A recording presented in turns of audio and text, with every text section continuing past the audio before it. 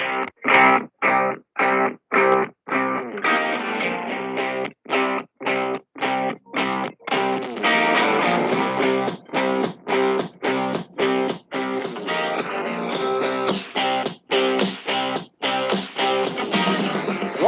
from London, it's the boys, the Car-Boyz. Welcome, dear listener, to the show. We are back again, once again, with another dose of medicine that won't necessarily cure a mass pandemic, but it will at least entertain you for an hour or so and keep your mind off the impending doom and the rising cost of toilet paper, pasta, and by this stage, probably guns. Although this is a terrible situation we find ourselves in, as the coronavirus, or as we like to call it here on the programme, Cortina 19, sweeps the planet, I'm finding that traditional broadcasters are being shown for the frauds they actually are. But more on that. Coming up from our nuclear bunker deep underneath the heart of London, we have a corker of the show, news, views, and the inside scoop on everything automotive, from green vehicles to the latest supercars. This week, we have yesterday's fish and chip wrappings in the news, more exciting roads for you to question and venture into in the Lost Highway. And I'll be asking that age-old question of when is a classic Fiat not a classic Fiat car? You'll have to wait to find the answer to that in our classic car selection. Before you say anything, I'll tell you now, the answer has nothing to do with rust, build quality, or the acronym for Fiat. Fix it again, Tony. Sì, grazie, Richard. Yes. You're not wrong there. The build quality of the Fiat makes the worst Friday afternoon car from Ford look like a Challenger tank, if anything. As my colleague already mentioned, we'll have all your favourites on the show, from the news and the views to the big, bulgy, hairy mailbag. Yes, which, as per usual, is overflowing. Also, we'll have the great quiz for you this week, which is called Brucey's Second-Hand Showroom. Oh! So sit back, relax, and try not to murder any members of your self-quarantined family, and enjoy the programme, because I'm Simon Sujuan and I'm a trouble starter, pumpkin instigator. Nearly said that wrong. I'm Fear Addicted. Illustrated. I'm a fire starter, twisted fire starter. You're a fire starter, twisted fire starter. I'm fire starter, twisted fire starter. Simon Sujuan there, folks, the prodigy with the Prodigy's Firestarter. Not so much a Keith Flint, more of a Keith Chegwin. And I'm Richard Green, and I'm Burlington Bertie, and I rise at 10:30, and I saw her off like a toff. I walked down the Strand with my gloves in my hand, and then I walked down with them off. I'm all airs and graces, correct easy paces, without food so long I forgot where my face is. I'm Bert, I haven't a shirt, but my people are well off, you know. Nearly everyone knows me, from Smith to Lord Rosebery. I'm Burlington Bertie from Bow. And I'm Richard Green, and just like Dick Van Dyke, I'm a proper cockney, I is. And this, it is Car-Boyz. Car-Boyz. And we're both still alive. We are. At the moment. Absolutely. All quiet at my end, although I was mentioning to you earlier on before we started the show that in my little leafy bubble of southwest London, people don't seem to be wearing any masks or any gloves, and they're sort of getting on with their daily life, which is maybe a good thing, but then when you read statistics on the news, possibly not a great thing to be doing. Probably not. No, not a good idea. Plenty of disinfectant. That's what we need. Disinfectant. Always. Now, it's time for my rant, and far be it from me to be a navel-gazing media whore who likes to take a pot shot at the competition. But this week, I think I must. It would be remiss of me not to. You see, I've worked in broadcasting for more than a quarter of a century. I've worked in Europe and in Asia. I've worked in TV and radio. I've produced shows that have been broadcast globally. And I've even produced the most listened to commercial, non-syndicated radio news show on the planet. Yes, I know, very specific. The last one, but I do like to try and hand on to my credits, as niche as they may be. What I've noticed with the spread of this pandemic is an absolute creative desert. Most major broadcasters' content actually is. Yes, they've got huge studio audiences, great interviews with the rich and the famous, fantastically produced packages, and overall amazing output. But strip away the studio audiences and what you get? Well, for a start, no one to laugh at the lame jokes, or no one to laugh when they're told to laugh. There's a show in the UK called Loose Women. It's a bit like The View in America, essentially 4 or 5 menopausal women sitting round and bitching about the day's topics. My mum loves the show, watches it every day while eating her lunch. And you know what she said to me last week? What? She said, what a bunch of crap this show actually is. in those exact words. Well, for a start, no idiosyncratic audiences are being told when to laugh. There's no interesting guests because they're all self-isolating, and not much crew because TV is trying to cut back on the number of people working on sets, in galleries, and in studios. So what you're left with? Well, I tell you what you're left with: a content-free TV show written by vacuous idiots who've been phoning it in metaphorically for years and are now phoning it in literally. And it's not just daytime TV that's been shown to be an absolute sham. Watch any American late night talk show with the words late, night, later, late, late, later, late, late, and you'll find out that you've got a host on a webcam with no studio audience, no band, no guests, no funny setups. All you're left is with some doofus talking, badly I might add, into a webcam at a terrible angle. If that's going to be the case, then what's the point of traditional broadcasters? Why don't we all just turn off the television and tune into podcasts and YouTube? I prefer you did. Because now the great leveler is the coronavirus, and it's shown us how goddamn awful most TV and radio is.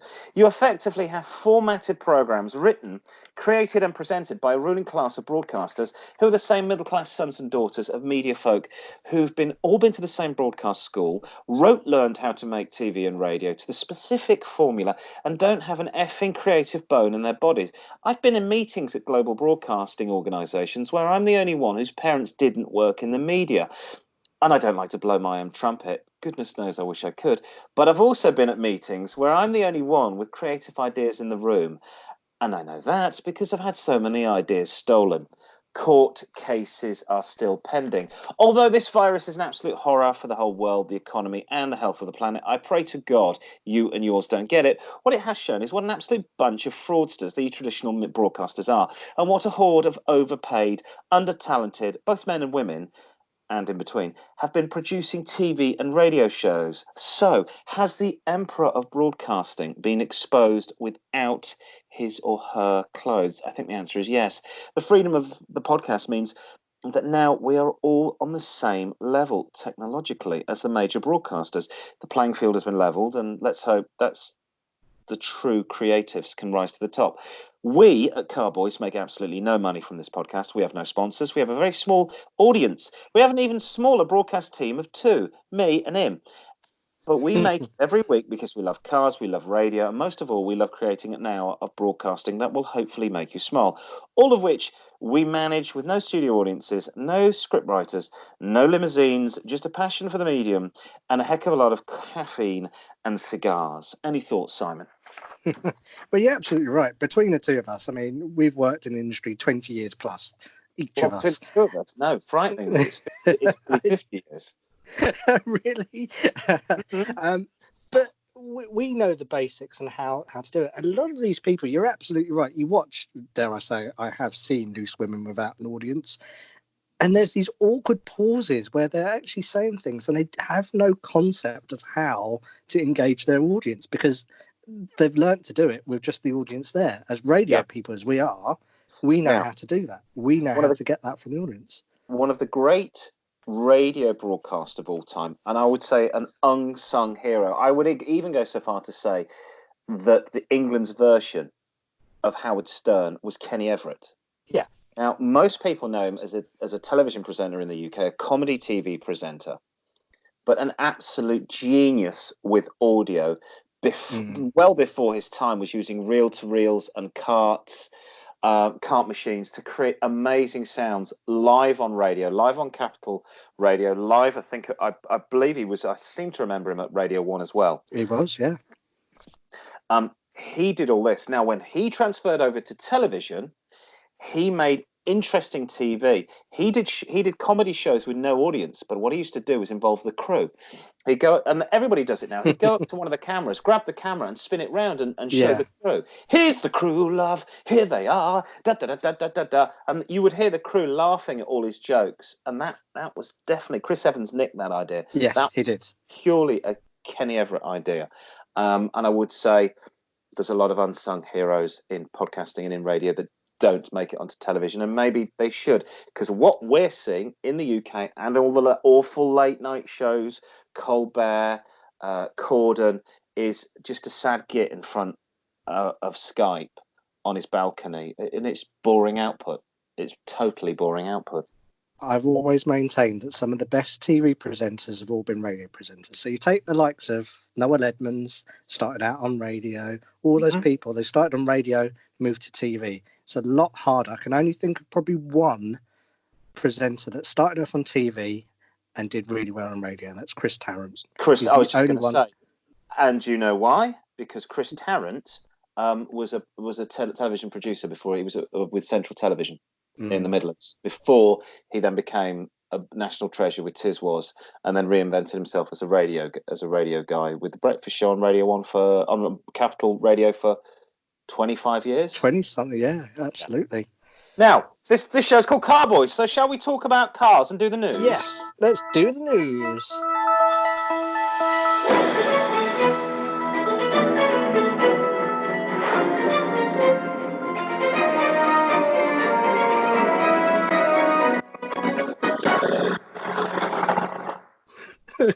It went a bit wonky donkey at the end, but yes, it's the news.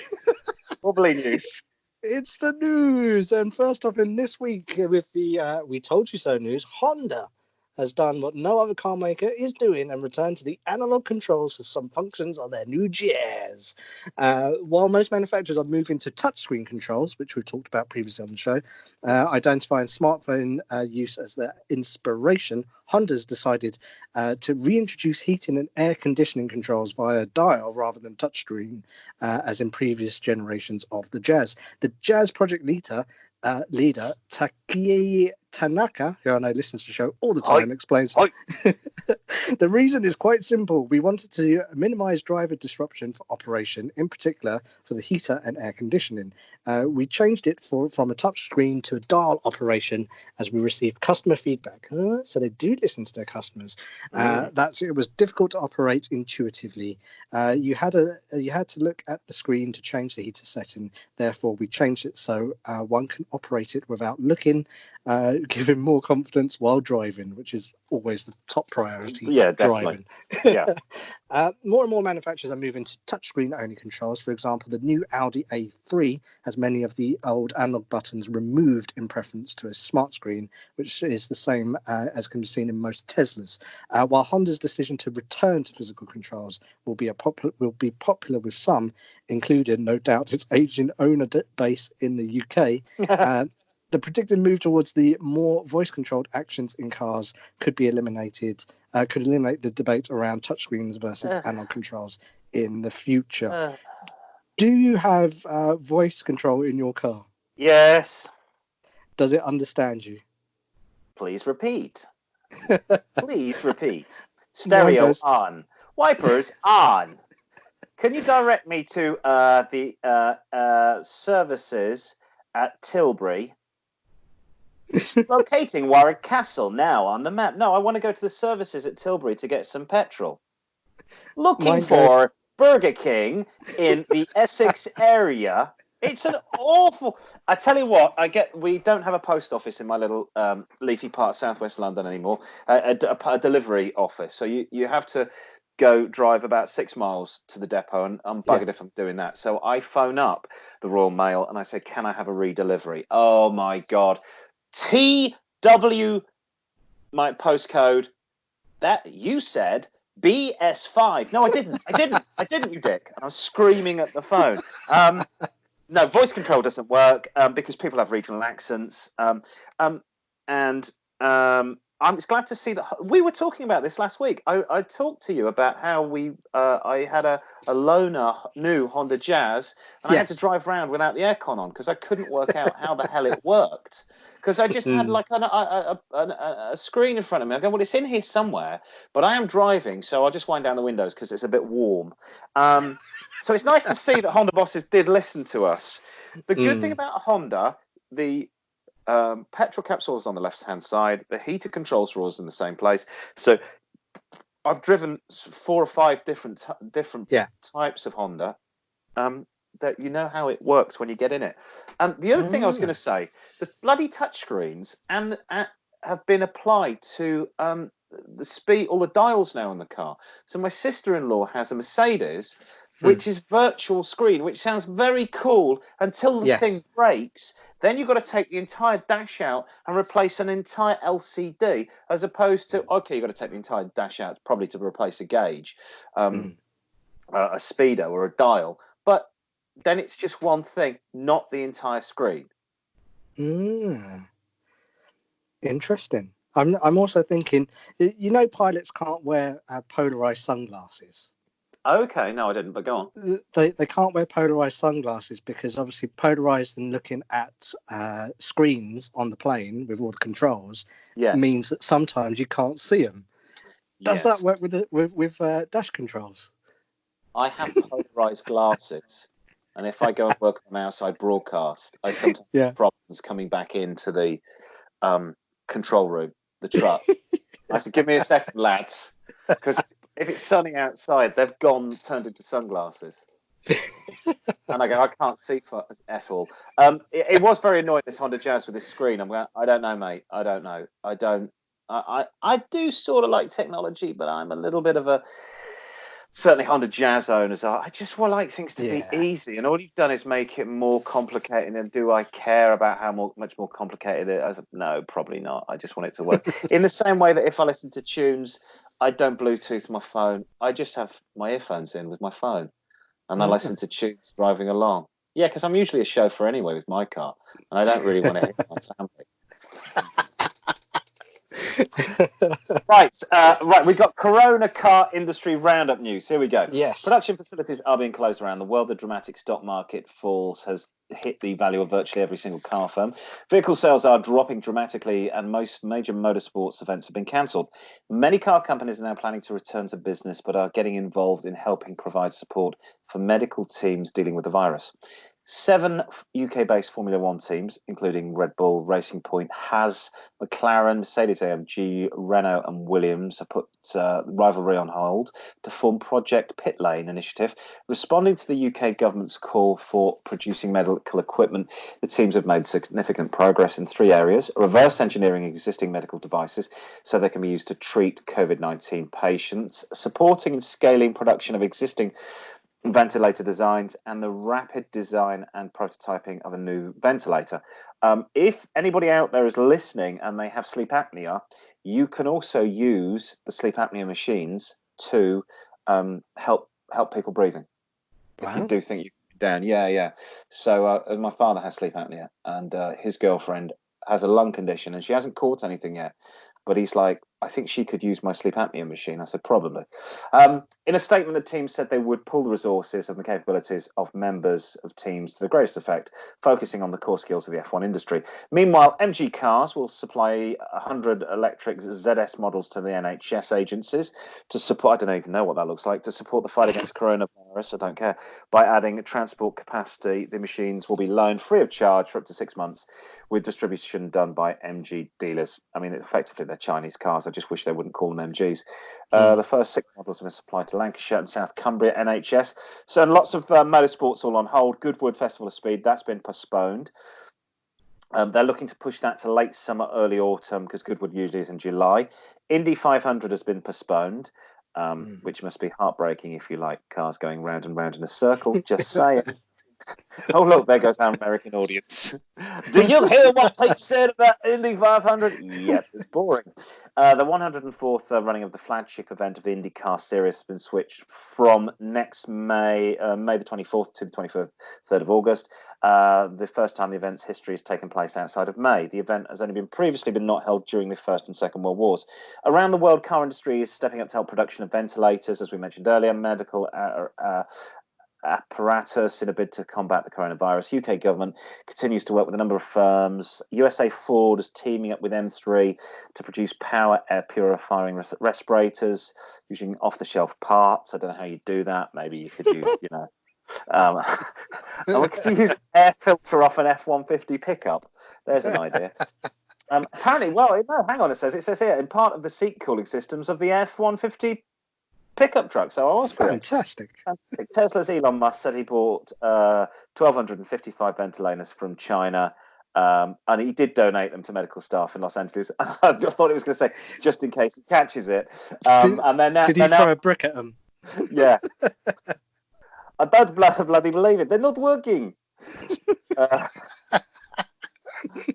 They're now for sale on the Tesla website at $12 million each. Aston Martin, McLaren, and Morgan have all suspended production in the UK following the latest government advice that people should minimise travel and only leave their homes for essential work. Bentley and Jaguar JLR have done the same. Car industry waits with bated breath to see what happens over the next 4 weeks. So, which on one hand is terrible, and people are being furloughed, as I keep hearing here in the UK. Yeah. But the flip side of it was car production was too hot anyway, so there was too many cars being produced. So I'm not sure this will hurt sales that much. It's obviously you're unable to go out and buy a car currently, but I'm not sure you're going to get a bump in production. But you know, within 6 months to a year, I think it's all going to be back up and running. I love the fact that MG cars have got rid of 100 new vehicles, whereas they wouldn't have got 100 new vehicles got rid of before. Well, exactly. Because who was buying a goddamn MG?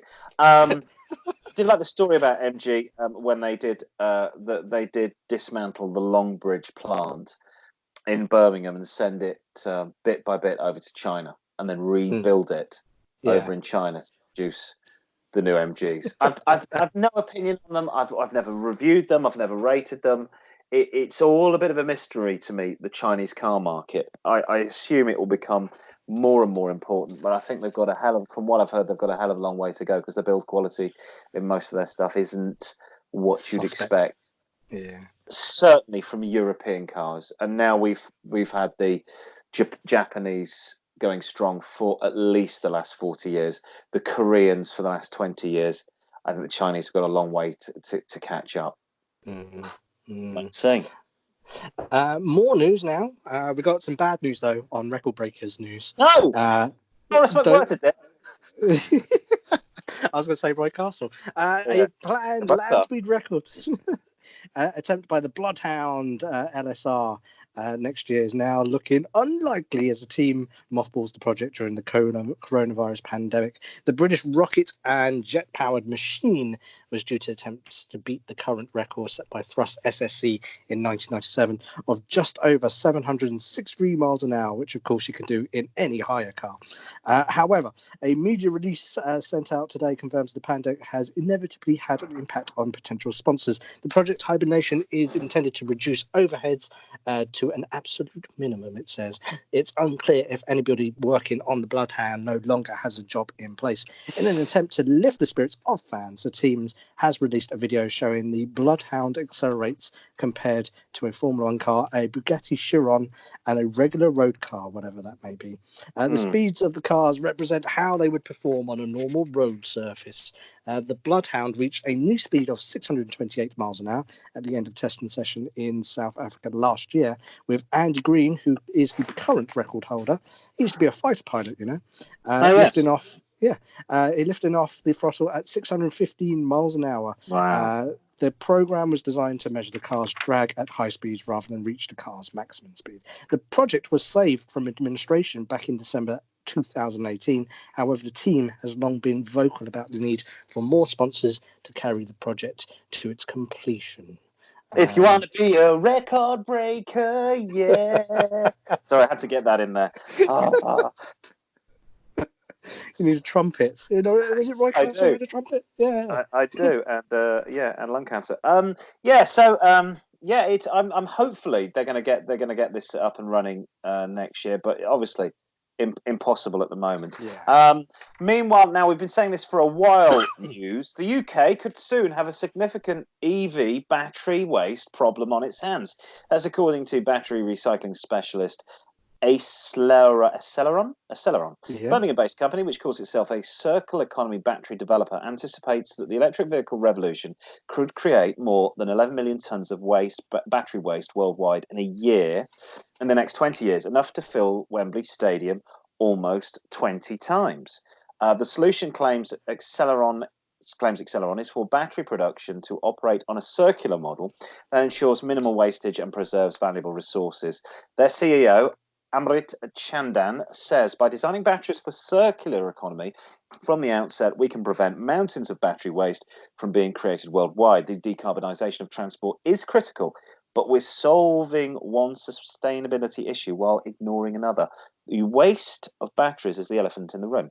Now, to this end, Acceleron builds long-life battery packs that are designed to be repaired and reused, which means they can be given a second life, unlike conventional units. Well, hopefully one would think a second, a third, and a fourth life, but there you go. The company has designed a new deal with electric ATV manufacturer EcoCharger with bespoke lithium-ion power packs, of which it plans to repurpose more than 90%. Reports of a looming battery problem are seen as some as heavily exaggerated. However, a University of Birmingham survey claimed recycling technologies for end-of-life lithium-ion batteries are not keeping pace with the rapid rise of electric vehicles. Various vehicle manufacturers have explored ways of recycling EV batteries. In 2017, Renault unveiled a plan to convert expired units into home energy storage systems, while 500 BMW i3 battery packs have been used to store energy from a wind farm in South Wales. That's rather specific. Now, this is a problem we've been highlighting on the show since we started the podcast last year.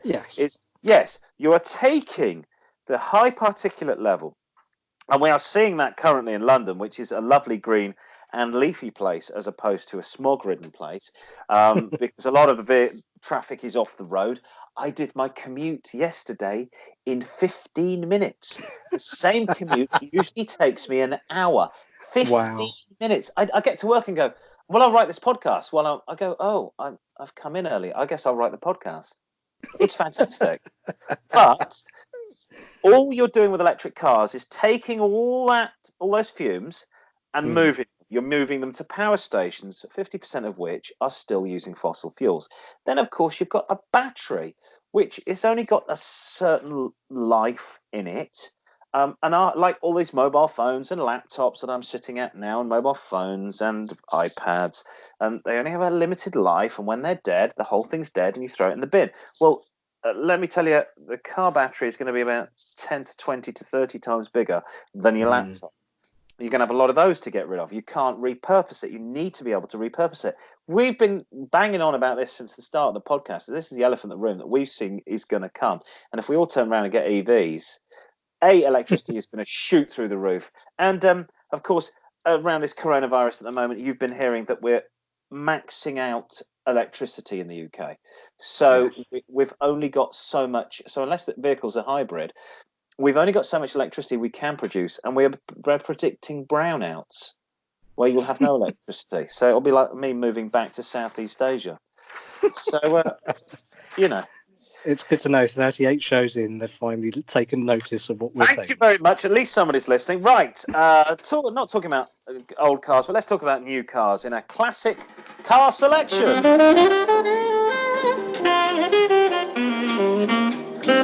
Oh, yeah. Car-Boyz big band. Okay, lads, that's enough.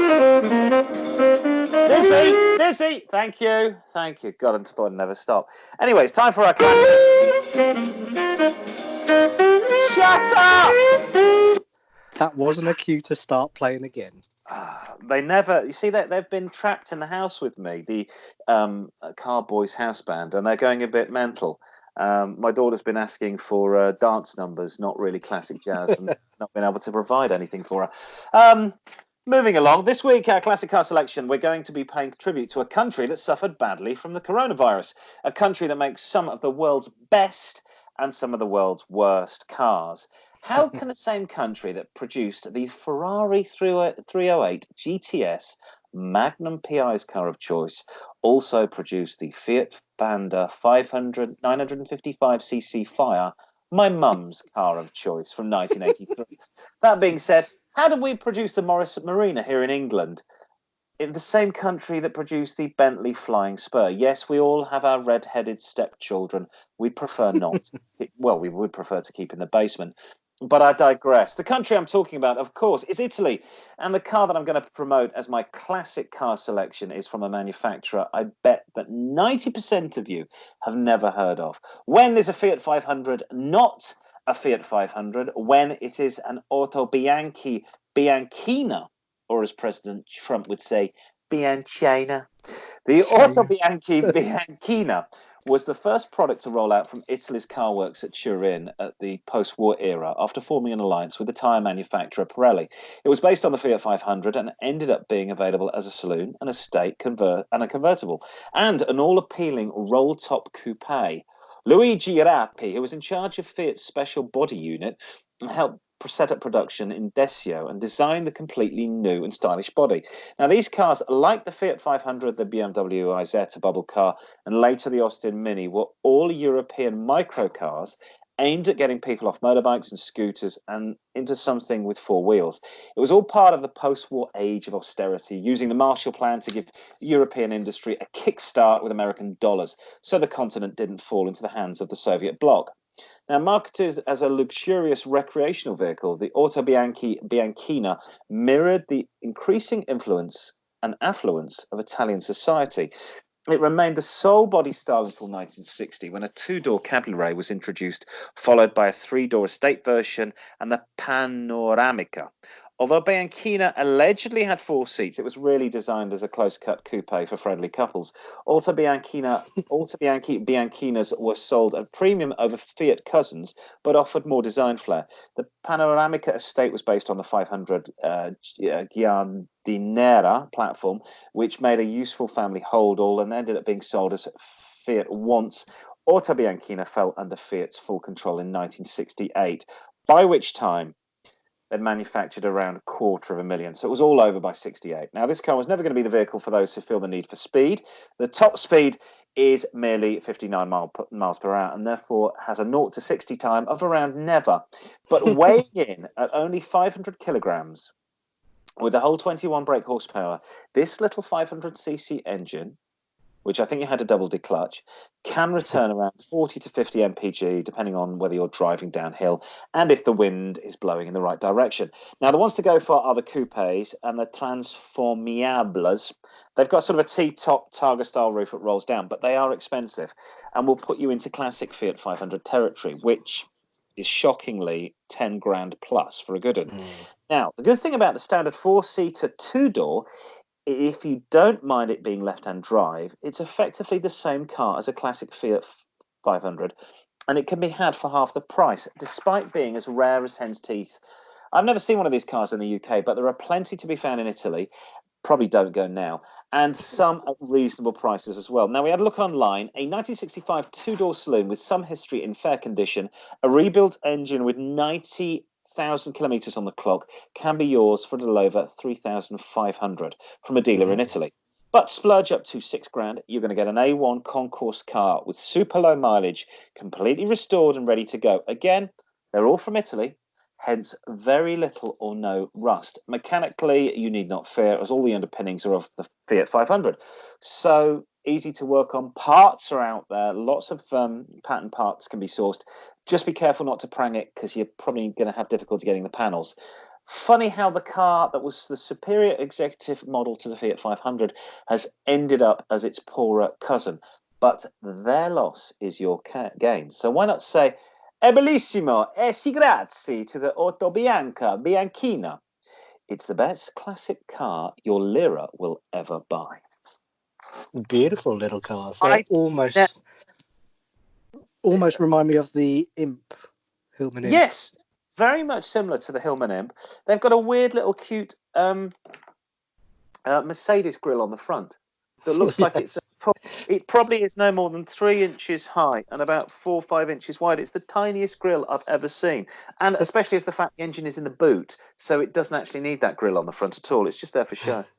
Well, the thing is, it was designed by a guy called Luigi, so I'm guessing the front is designed sort of like by Mario. Yes, I think it's Mario's moustache. Yeah, you'll always find yourself being chased by a turtle or a princess in a race car. I tell you what, I think they're sexy looking little cars. The one with the Targa roof, which is the stupidly expensive one, the Transformables, that is an amazing looking car. But when the hell are you going to use it in the UK without the roof? Go for the two-door. Go for the two-door, four-seater, beautiful-looking little car. And honestly, looking online, I must have seen 10, 15 of them in Italy at 3.5, 4 grand in pretty good nick. High mileage, but the engines are all. What are you saying? Go on. No, I was just laughing at your phrase you used earlier on, which was for friendly couples. Yeah, definitely friendly couples. You are literally You remember you and me driving the Trabant. Trabant in Berlin. I think they're even smaller than that. You really got to like the other person. But I mean, it comes from an era. If you think of the 1940s and 50s, there was no car production for a good 10 years in Europe because of the Second World War. And if you think of anything from the 30s, it's tiny. My mother has a house built in the 1930s. When she bought it, had a garage on the side. Now you could get a Mini Cooper in there, but I don't think an old one. I don't think you could get out of the Mini when you got in there. So we were trying to work out what car, and my stepfather just went, "Of course, it's an Austin 7," and I went, yeah, 7. And again, you're going to be shoulder to shoulder with the person next to you, even if you're not tall. I think Mick Fleetwood from Fleetwood Mac has an Austin 7. And how he drives, I don't know. I think he sits in the car behind it for legroom. So yeah, he looks a bit like Noddy driving it. He does. Yeah. He looks a bit like Noddy anyway. Oh no, it looks more like Biggest. But the point being is that they're cute, tiny little cars. Get in now. Go and buy one of these things now. If you've got a garage, you can keep it. You can keep it out of the wet. Come the summer, when hopefully we're allowed out of the house. I'm not sounding too frustrated, but right now I should be sitting on a beach in Cornwall. That's what I'm supposed to be doing this weekend. Deep breath. That's okay. That's all right. I like sitting in my front lounge doing the podcast. But anyway, yes. Auto Bianchi Bianchina. Go out there, spend 4 grand and get one. Should we do Lost Highways? Yes, let's go for it.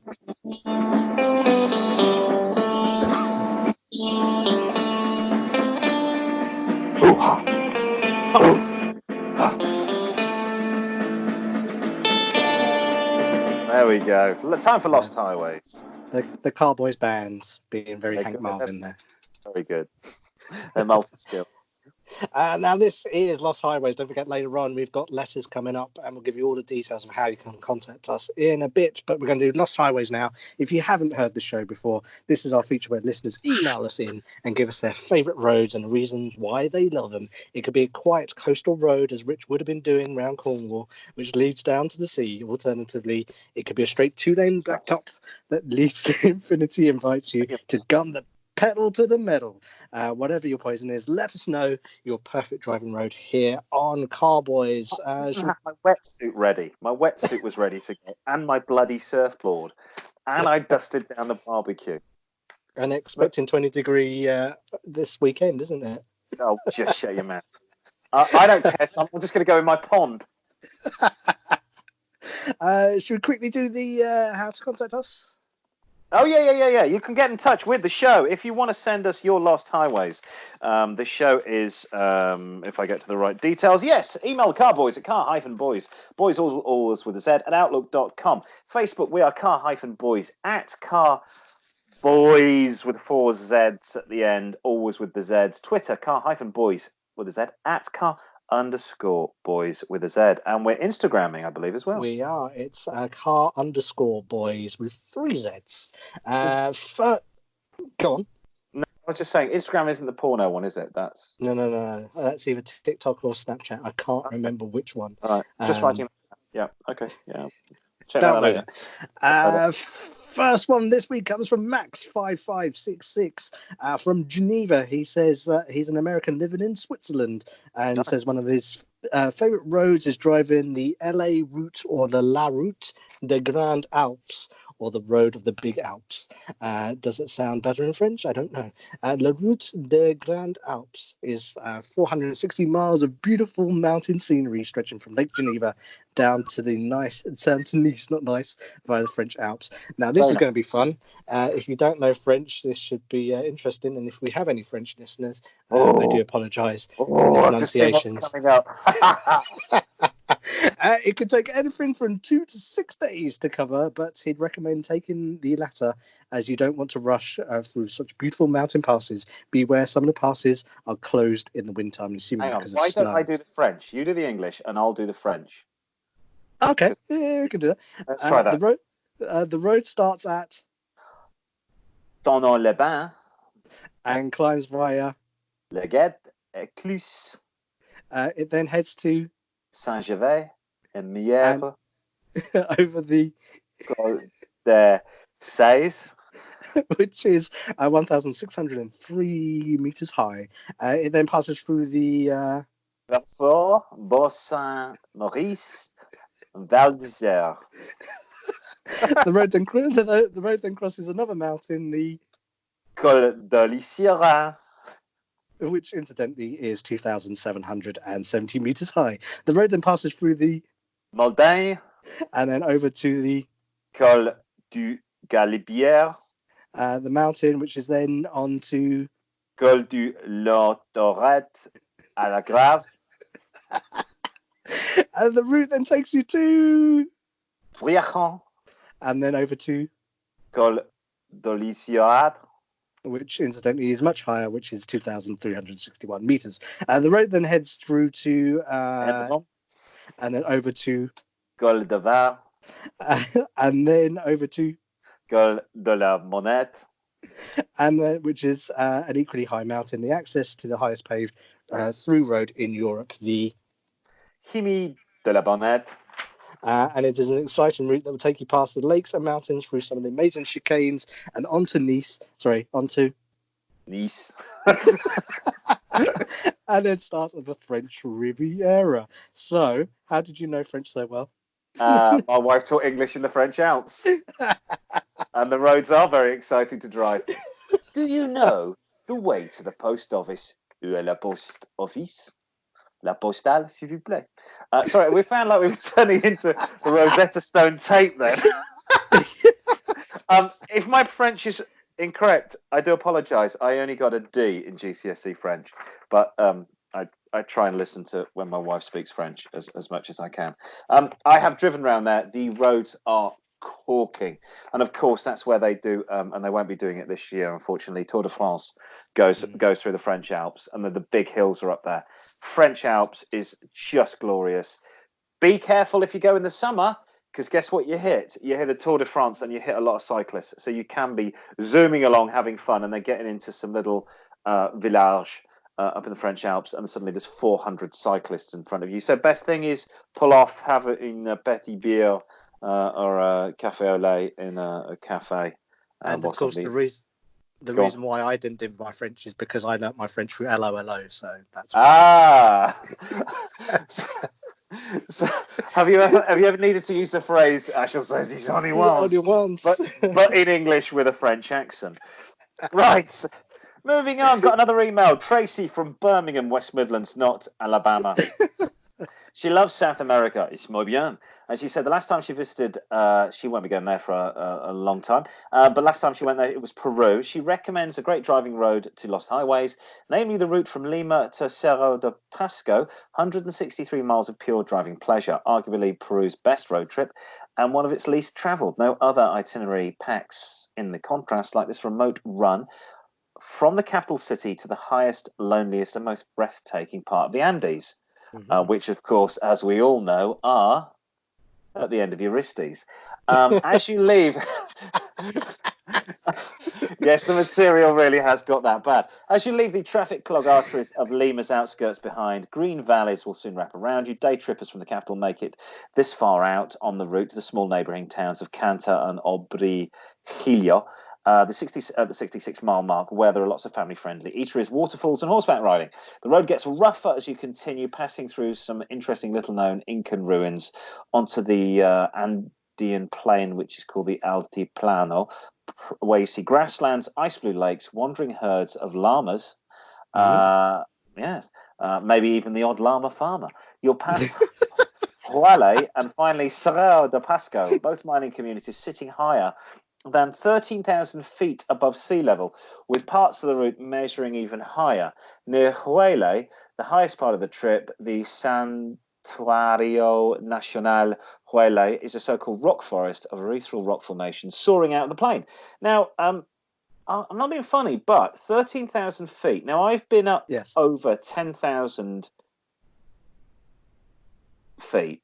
Now, that was right on the edge. I've been 3,300 meters. That was on the edge for needing oxygen. So you're going to be on the edge there. So if you are going, probably try and have a fit pair of lungs. Yes. And also a car like that can Samantha actually Fox. breathe its way. Oh, yeah. That's true. You're going to need a car with a really good air intake. Yes, I'm guessing so. Yeah. How else? Hang on a second. So it's air you need in that engine. So is there another way to get more air into an engine apart from nitrous? Ooh. Could I don't know. You need to get more air into that engine if you're going up that far. So basically, I think you need a 4x4 for this. Yeah, probably. I wouldn't fancy doing it in the in a Beetle. Fiat. Well, no, the Fiat Panda I rented in the 2 summers ago in Corfu that went slowly up hills every time I put the air conditioning on. Wow, asthmatic. Yeah. I did it as well with a Jimny in Yugoslavia, and I put the aircon on, and it wouldn't go up hills. So I was like, okay, turn the aircon off, and wind down the windows. So we've done 2 interesting mountain ranges this week on Lost Highways. We've done the Alps. And we've done the Andes. Which, contrary to popular belief, are not on the Risties, but in South America. If you want to email the Car-Boyz, it's car-boys@outlook.com, and we will answer your car questions. We'll try and answer your questions as best as we can. Now, it's time, and that part of the show, when we look at your letters in the mailbag.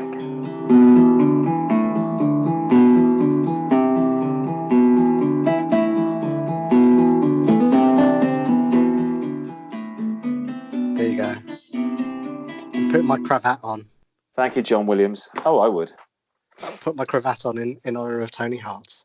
Yes, it's the mailbag, which of course this week, as always, is bulging. First one comes from Simon2710. Good name. He emails from Sheffield, says that he has a 1996 Polo 1.2 with 120,000 miles on the clock. It's coming up for an MOT, which is pretty sure it's going to fail. There's a likelihood it could happen. There's a big hole in the floor pan and a knocking noise coming from the engine. That's definitely going to fail. He's got £3,000 to spend on a new car. What should he buy? He'd like to get another VW. Should he buy another VW, or should he go for something like a VW Fox? So he likes the Polo. Should he get another Polo or go for the Fox? Now, I'd look online on this one. I thought a VW up. Now, I've been in a Fox. Now, if you're listening in America, the Fox and the Polo are the same thing. Right. And I think it's the same in Europe. In the UK, the Fox is a dog of a car made in Brazil. Really badly made car. Yes. You get a VW up, you get a full service history on it. You're going to get a 7-year-old one, 2 owners, 50k on the clock for less than £3,000. They are lovely looking little cars, and it'll drive faster than the 1.2 Polo. Are those the ones that look like washing machines? They look like a washing machine. It looks like a real... They're very techy. If you're into tech, they've got a lot of tech inside. It's the same sort of... and if it sounds like he's committed to the Volkswagen brand. Yes. I mean, if he was happy to go, I want the same thing. It is a small car, but he is driving a 1996 Polo. So a guy that drives a 24-year-old Polo, I don't think care with holes in the floor what it looks like when he's driving around. I assume he isn't into status. It would suggest not. The VW up is a good little car. Yeah, because the Polo is slightly bigger. It would have been equivalent to probably the old Golf size. Now. Yeah, it's a 1 litre engine. That's the problem. But I don't think it is an issue these days, and that's going to be faster than a 2 litre Polo that's 24 years old. Even with the speed holes in them. Yeah, I'd drive your Polo into see if you can get one from a dealership, because they're going to take that dog of a Polo off you. I mean, nobody else would want it, really. Or just save it to be your backup Mad Max car when Corona 19 kicks. Have you ever owned VW? You've never owned a VW? I've driven a 96 Polo, I think it is, and I didn't like the gearbox in it. The gears seemed too far spaced in the gearbox. so I didn't like them. But I've driven a CL Golf from the same era, and it was slow, heavy car. Did not like it. Very slow, heavy. That little up isn't. It's cute. Okay, moving on. Christy from Warsaw writes in. She says she loves the show. Thank you, Christy. She now lives in Newcastle, England, not Australia. She teaches at a local school, but is finding the bus a pain in the backside. Plus, pretty dangerous at the moment, I'd imagine. So, unless you're going complete in a hazmat suit with a machine gun. So, what car should she buy? Now, back in Poland, she owned a Polski Fiat 126, which she loved. She wants a small city car. I'm surprised she's not driving it over here. I'm just saying. How many Polish plates have I seen driving around with plumbers' names on and English mobile numbers on as well? So you're obviously not here on holiday, sunshine. Now, she wants a small city car, but has only £2,000 to spend. She hasn't got the income to go for the VW up like Simon from Leeds. She wants a super small micro car with a bit of oomph. That, if I'm mirroring what she had in Poland, which is a Fiat 126. Yeah. So, okay, Honda Jazz, low mileage, 10 years old, 1.2, that could be yours. 1.2 litre iGo, that can be yours. Both similar era, both reliable, both fun.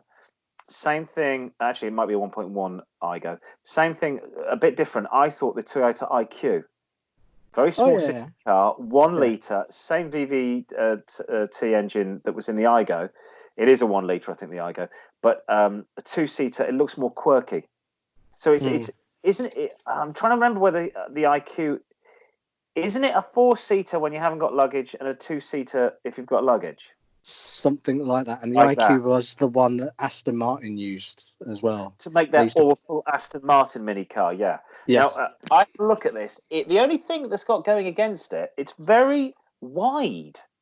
It's as wide as a normal car, but I think she'd go for that, because if she's the type of girl that owned a classic Fiat 126, woman, that would be interesting. And I'll now hand you over to. I had a look online, a 10-year-old model, low mileage, couple of grand for one of those. I'll hand you over now to our Ford representative, Simon, who will give you his view on probably the car or the Fiesta. What can you get? Yeah, but I was going to say the Ford Car, but that's the old ones are all rotted away. The second generation one is about the size of a Fiat 500 because they're built in the same factory. Okay. So it's like, I was going to say, if you thinking of the VW Up, there's also a Seat version of it as well, and I can't remember what it's called. So it's essentially the same car. It's likely to be cheaper than the VW, isn't it? Yeah, so that might be an option, and basically the mechanics and everything is exactly the same. It just has a Seat badge on it, so that could also be an option. You have got lots of options there. If depending on what you want, you're obviously not into reliability if you used to drive around in a Fiat 126. I think the Toyota IQ is that and the Ford Car probably would be the two quirkiest things. Yes. Christy, let us know. Keep in touch with us. Let us know. Next one. Is this our last one? Next one. No, it's not our last one. It's the penultimate one. Dave the Rave, nice name, from Aberdeen, says he wants something extravagant. He wants to buy a big engine 2-door coupe, but not new. Nearly new is good. He has 15 grand to spend. What do Car-Boyz recommend? Audi do a coupe. I can't remember which one. The A5. That's the one. It's the A5. No, I forgot about that. That's a good-looking car. It is. It's almost like a woodlouse at the back. I do like the A5. And they do some cute little LEDs. Your side lights are LEDs, ding, ding, ding, but individual. Bing, bing, bing, bing, bing. Like little. It looks like somebody's tattooed dots around the eyes of the car. Yes, so I'd go for that. I'd go for an Audi A5. I never thought of that. I was thinking BMW 6 Series M Sport, low mileage, big 3-litre engine. The other, I love. My mate used to have a Mercedes CLS. Oh yeah. Sport, the 2-door, and that's got this weird sort of 1930s sloping back. Yes, it's almost they took the Jaguar XJS as inspiration for that one. Yes, very much so. I think the 6 Series is the 6 Series also do a really nice soft top. They do, yes. Yeah, and I think that looks it's really strange. My father is a massive coupe fan. We had kids And unfortunately, for 20 years, he drove around with a saloon. And so since he's retired, he just has coupes and he doesn't want to drive anything else. And he's always going on. He's always going, I want to get the Accord, but they don't make it as a coupe. Oh, I really want a Toyota Camry. They don't make it as a coupe. He had a legend. He did have the Legend, Honda Legend. The Honda Legend, and they stopped making that as a two-door as well. So there you go. Plenty of choice, Dave.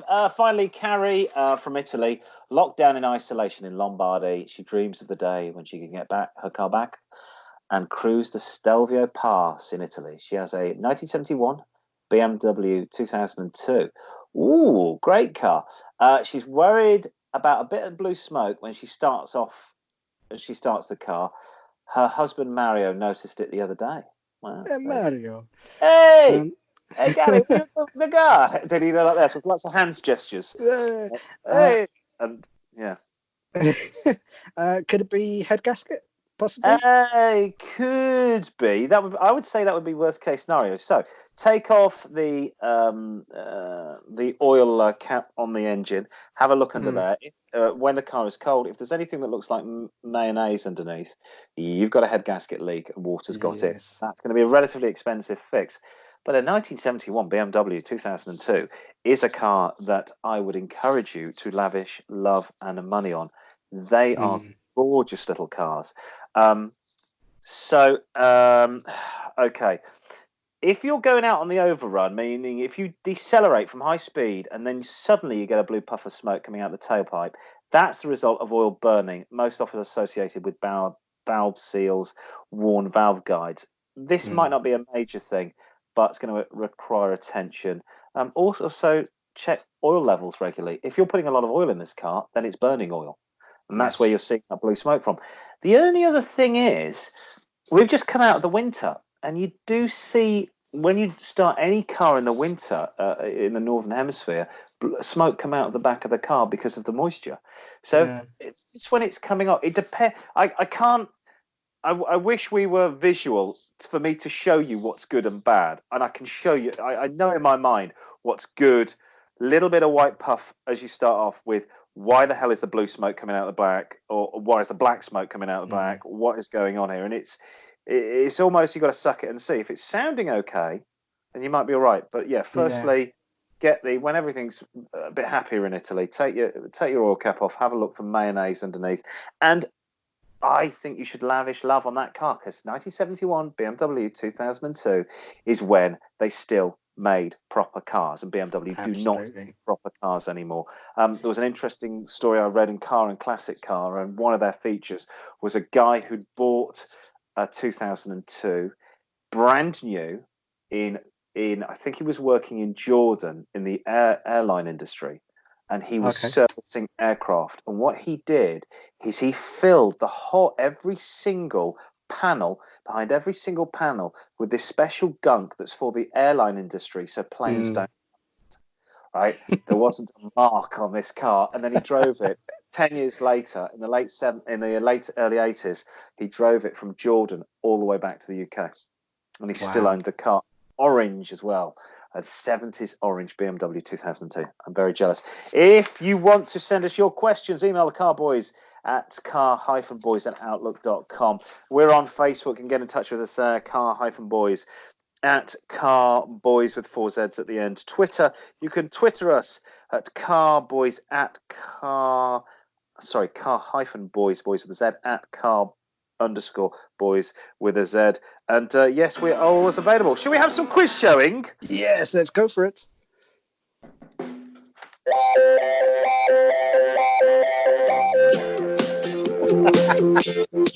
I apologise for the music. Would you like the old music? Yes, please, the old music. There we go, sorry.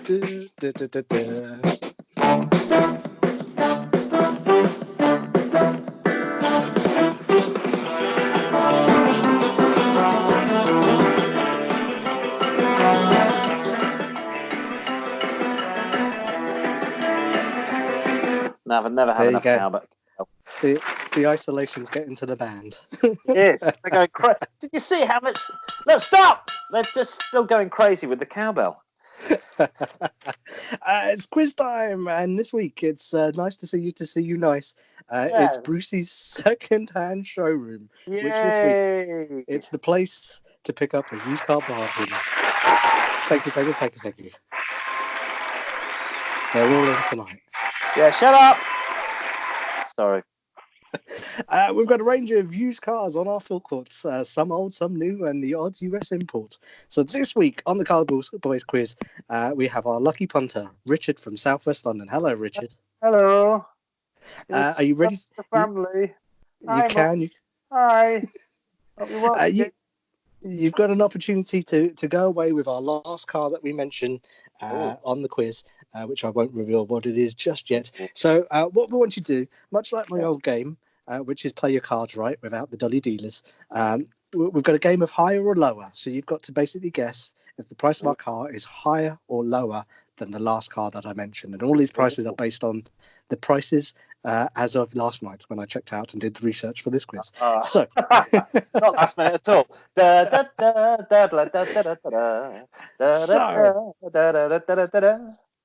We need a starter car to give you the base price. So we're going to choose the UK's best-selling car, which of course is the 2020 Ford Fiesta.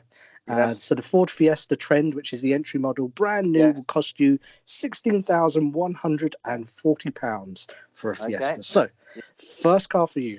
Remember, that's £16,140. First car is a 2008 Mercedes A-Class 1.7 with 51,000 miles on the clock. Is it higher or lower than a Ford Fiesta?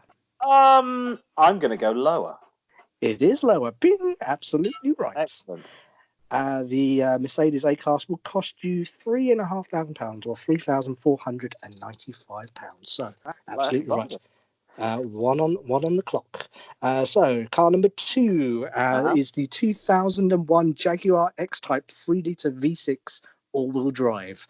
It has 136,000 miles on the clock. Is that going to be higher or lower than the Mercedes A-Class? The Mercedes A-Class was 3,495.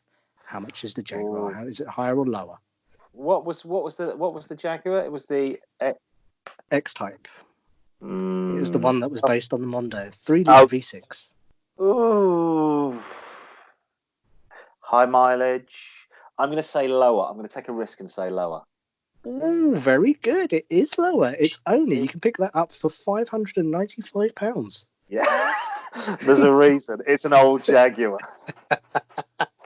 And of course, big cars do depreciate. Is that what they give you to come and take it? They just give you please take this piece of shit off my drive. Sorry, Jaguar Land Rover Group. I love your products. If you fancy sponsoring the show. Of course, bigger cars do depreciate a lot. That's more. True. So we're going to move from the Jaguar X-Type. So 2 out of 2. Move from the Jaguar X-Type at £595 to the 1990 Peugeot 309 1.9 GTI. That's not the 205. It's the one up from that, the slightly bigger one. 54,000 miles on the clock. Ooh. Is that higher or lower than the Jaguar X-Type? Is it more expensive? It's going to be higher because you're into your weirdos that like French cars. So I'm going to go for higher. Absolutely right. That is higher. 3 out of 3. That's going to cost you £13,495. Yeah. Sorry about the interruption. I didn't call Simon Daddy. Well, I do when in our special private moments. That's actually my son coming into the room, who I've managed to kick out, which is nice. Sorry, carry on. So 13,495 for the Peugeot. We now then move over to the 1995 Volkswagen Golf 2.8. 13,000. Yes, 13,495 for a Peugeot 309 GTI. I'd moved the decimal point. I thought, 1,300 quid. No, it must 13,000. Why? Why would anybody want that? Why don't you just take? It's a £2,000 car. Why would anybody? Has he sold it yet? This bloke? No, it's still on the market. I saw this morning. It's still on. £13,000 for a 30-year-old French car made badly by communists. Okay, absolutely. One does never cease. I love the Jag. So we moved from that to the 95 Volkswagen Golf 2.8 VR6. with 69,000 miles on the clock. Is that going to be higher, more expensive, or lower, less expensive than the... How much on the clock? 16,000. 69,000. Okay, so it's a lot. So this is my brother-in-law had one of these, and it was a beautiful car. He had the 2.8 VR6. I can see the car. It was. I think his was in black with the red trim. I think it's going to be slightly lower, just slightly lower. Oh, very good. It is lower. It's £6,900 you can pick that up for. What? Absolutely. I mean, I see validity in that. This honestly, are you sure he's not done a typo on eBay? No, absolutely right. Move that decimal point, at least 1 point on that Peugeot. And with the Peugeot had a genuine 54,000 miles on the clock. So you're absolutely right. The Volkswagen Golf, half the price, £6,900. So you've got them all right so far. So we're now going to move to the 1999 Rover Mini. That's the Rover Mini Cooper. Oh, okay, yeah. 53,000 miles on the clock. Is that going to be higher or lower than the Golf? If this was, as my sister had, one of the specials, now the specials were the last era of the Mini. Yeah. With Rover, they did. Famous people got to design a special. Bowie designed a special. Kate Moss designed a special. I don't know what that involved. It probably was just a car covered in cocaine. And she had the Paul Smith. Now, the Paul Smith, in my opinion, was the coolest. He did one in stripes, which she didn't have. They only did about 400 of these. She had the Paul Smith lime green with the 1.3 Cooper engine. Yeah, that's right. Which was polished, and the top of the heads, I think, was like a green, almost like a green enamel, and then with Paul Smith's signature. Wow! And you know what she did? She bloody well drove it, and it rusted from the bottom up. I'm just saying, just putting it out there. She should have bubble wrapped that, because I think that would be worth more. I don't think this will be. I think this will be less than 6,900. So you think it's lower? Yeah, it's more, isn't it? It is more. It's actually £13,250. It's still a Mini. It's still a classic Mini, therefore I don't care. That's insane.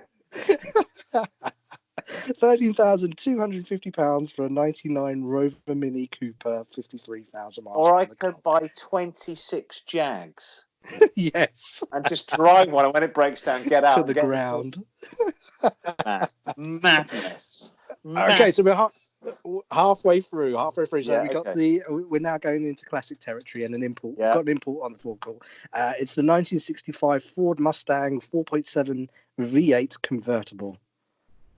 I haven't got how many miles are on clock on this one, but it's a Ford Mustang. I would say it was more than 13. Whatever the last price. Absolutely, it's our most expensive car on the show. It is £45,000. Yeah. For a '65 Ford Mustang convertible V8. That my Honda Accord front wheel drive could beat. I think you look much cooler in the Mustang.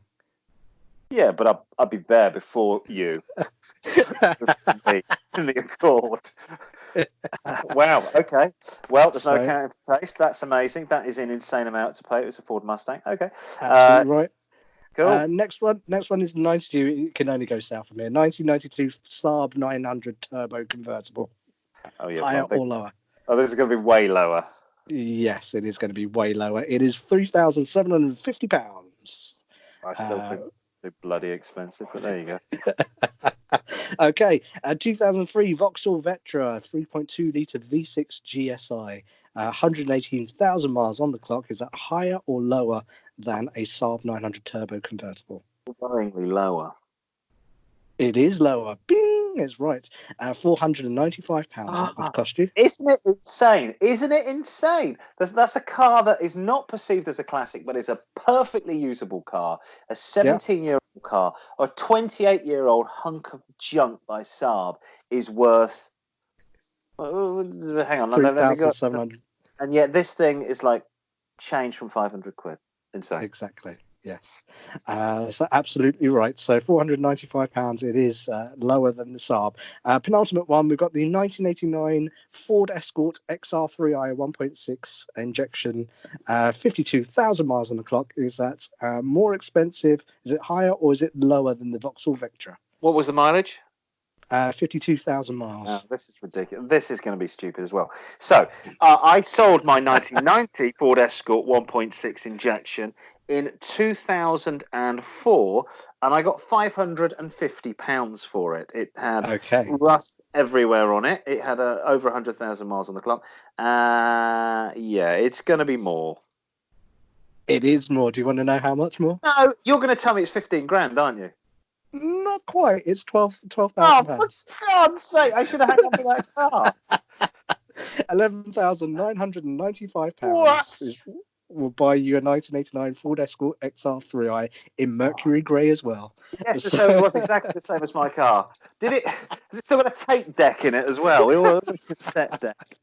Cassette with a little joystick that you can adjust the speakers with at the bottom. The speakers. Actually, what you could do is when everybody was falling asleep, you just moved it round and round in a circle. It freaked everybody out. Yes.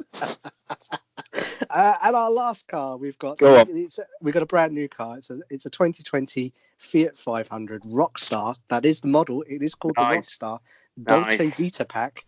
Brand new. Is that going to be higher or lower than a Ford Escort XR3i? You always get worried when they start giving it these little... I never forget, right at the end of Ford Escort Mark IV's life, just before they brought out the Focus, they were... Bristol Street Motors in Birmingham, I think, was selling a Ford Escort Pelican. And I was like... and I think, basically, they got a sticker of a pelican and put it on the back of a car. Of course, one of the most noblest of all birds. You don't want to call it the Ford Eagle or anything. A Ford Escort Pelican, 2-door, 1.3 litre engine. What a pile of shit. That's going to be cheaper. The car that actually works, and that will probably be faster, the Rockstar, than a 1.6 31-year-old Ford Escort is going to be cheaper. I almost guarantee it. That's incorrect. It's actually more expensive. It's more expensive than the Fiesta as well. It's £16,165. Yes. Fiat Panda. Now, what the hell would pay 16 grand for a Fiat Panda? It's not the Alps, is it? What a crock of No, it's not. Kids, if you're listening at home, don't buy any of these. Go and buy the Jag.